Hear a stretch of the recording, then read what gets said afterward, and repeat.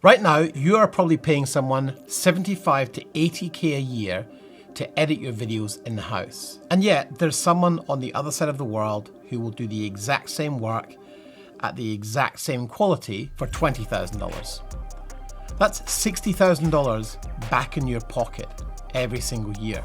But you're probably not doing it. Why? Because it feels wrong. It feels like exploitation. It feels complicated. Meanwhile, you're working 60-hour weeks, turning down profitable work because you don't have capacity, and watching your margins shrink because Australian labour costs make it impossible to scale. Today, I'm going to share with you why that thinking is costing you 6 figures in lost profit and how to build an offshore team the right way. Apart from the threat of AI really starting to squeeze the video industry next year, it just makes logical sense to be operating a lean team and opening yourself up to new ideas. I'm Den from the Video Business Accelerator. I help production companies scale past $250,000 a year with business optimization and mentoring. And one of the most common bottlenecks we see is the fear of hiring offshore. Because you've been told a story that onshore staff are more reliable, that offshore means lower quality, and that it's exploitative or complicated or risky. And meanwhile, you're working those 60-hour weeks, turning down projects because you don't have capacity, and watching your margins shrink because every new hire in Australia, for example, costs $70,000 to $90,000 fully loaded. Here's what I know after working with 178 plus production companies. The ones breaking past 500k without burning out have figured out offshore leverage. In today's session, you will learn why the offshore hesitation is costing you real money, the exact offshore workflow that works for video businesses, and how to treat offshore team members with respect while building serious profit. Let's get into it. Let's start with the real cost of onshore only hiring. This is the fully loaded costs that nobody really talks about, but everyone gets. When you hire an editor here in Australia, you're not paying 80k. You're paying 80k base salary, plus 11% superannuation, plus payroll tax, plus work cover, plus recruitment costs, plus the desk, the computer, the software license, sick days and holidays. Fully loaded, you're at somewhere between $95,000 and $100,000 per year. And here's what nobody tells you. That cost is fixed, whether you're editing your most profitable client work or cutting a podcast for $500. You're paying the same hourly rate, which means you can't take on lower revenue work, even when you have capacity, because the maths just don't work. So let's look at the capacity constraint. One of our coaching members shared this exact problem. He's got 2 Australian-based editors, both excellent, both fully booked. An existing client comes to him and says, hey, we need someone to cut our weekly Zoom recordings into social clips. It's maybe 10 hours a month and we've got $2,000. Normally, he has to say no because his editors are at $95,000 a year fully loaded, which works out to be about $50 per hour. To make margin on a $2,000 monthly retainer at 10 hours, he'd need to pay someone $25 to $30 per hour maximum. The maths just don't work with Australian labour rates. So he turns down the $24,000 in annual revenue because he doesn't have the margin structure to service it. Let's talk about the burnout cycle, because here's what happens next. You keep saying no to smaller opportunities.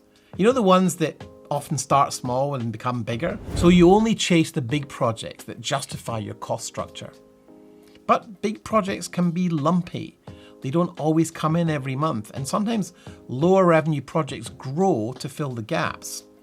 So you have that feast or famine cash flow. Your team is either slammed or sitting idle, and you can't afford to keep them on the bench, so you're constantly stressed about filling their calendar. Meanwhile, you're turning down perfectly good work that would smooth out your cash flow if you could just make the margins work. This is the onshore only hiring trap. Let's look at the reality of offshore. What offshore actually looks like when implemented correctly. You could have a full-time executive assistant in the Philippines who handles all of your content scheduling, email management, social media, podcast distribution, SEO updates, graphics. You pay her $1,800 a month. That's $21,600 per year plus bonuses. For the same role in Australia, $60,000 to $70,000 a year minimum. In my experience, offshore workers are reliable, conscientious, they take initiative, and rarely take time off. When they do, they give weeks of notice to do a full handover. One of our coaching members has a full-time offshore editor in Guatemala, $1,500 per month for full-time. They handle all of his client work, deliver faster than his previous Australian team, and he's never had a quality issue.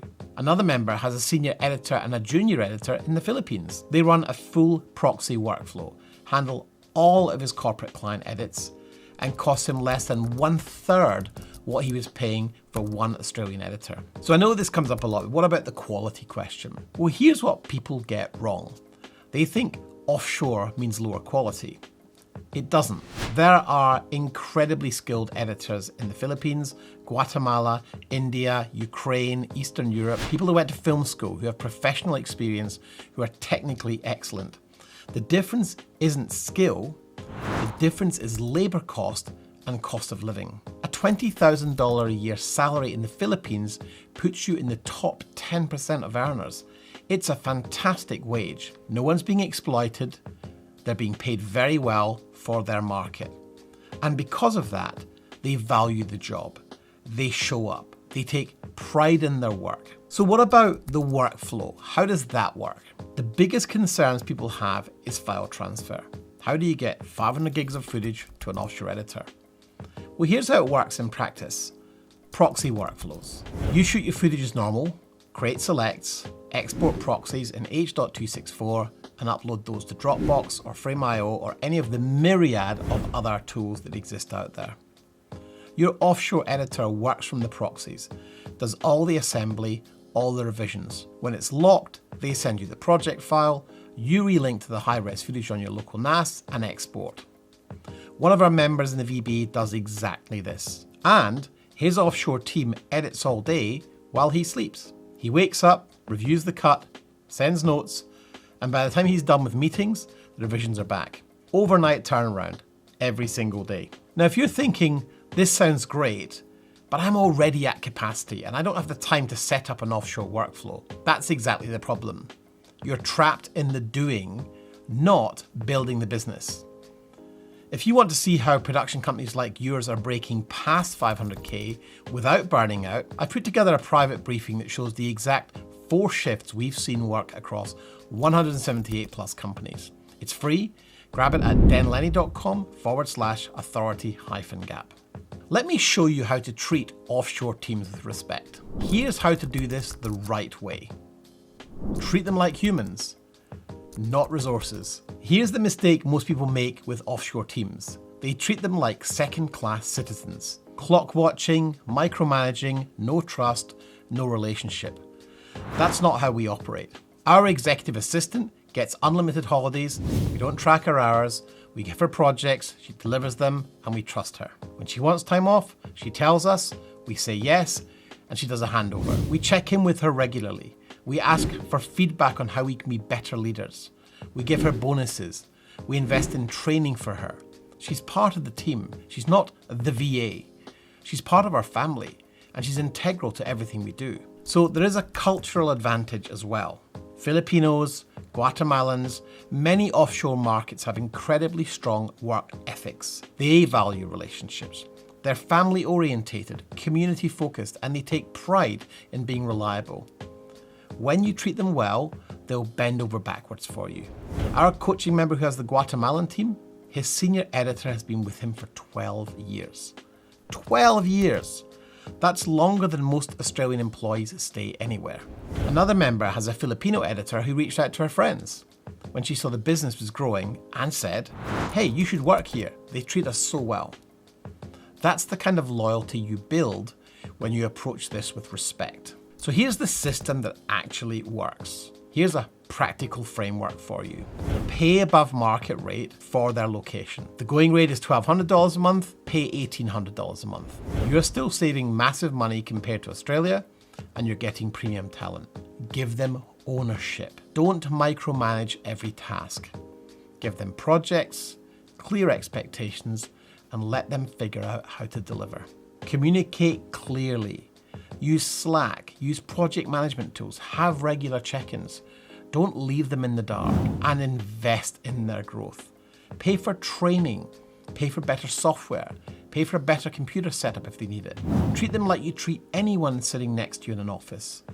Do this, and you'll have a team that's more reliable, more loyal, and more productive than half the Australian hires you've made. So here's the margin maths. Let's do the real calculation. So you hire an Australian editor at 80k a year base. By the time you've fully loaded it, it becomes 95,000. That's $7,916 per month. You could hire 2 offshore editors at $2,200 per month total. You're saving $5,716 per month. That's $68,592 per year. Over 5 years, that's $342,960 in saved labour costs. Now you can take on smaller projects that smooth out cash flow. You can handle volume. You can have someone working overnight while you sleep and deliver to your clients more quickly. You can actually build a business that doesn't require you to be in every edit suite. That's the difference between a $250,000 a year business where the owner works 60 hours a week and a $500,000 or more business where the owner actually has freedom. Here's the reality about offshore hiring. It's not about exploitation. It's not about cutting corners. It's about smart business economics. Australian labour costs make it impossible to build margin on lower end ticket work when you're competing against freelancers. Offshore labour lets you service the full spectrum of client needs while actually making profit. And you know that small jobs become big jobs. The keys to doing it right are as follows. Pay above market rate for their location and get premium talent. Treat them like humans, not resources, and build real relationships. Use proxy workflows to solve the file transfer problem and give them ownership. Do not micromanage. Do this and you'll save 60 to 70k per year per hire while building a more reliable, more scalable team. So here's my question.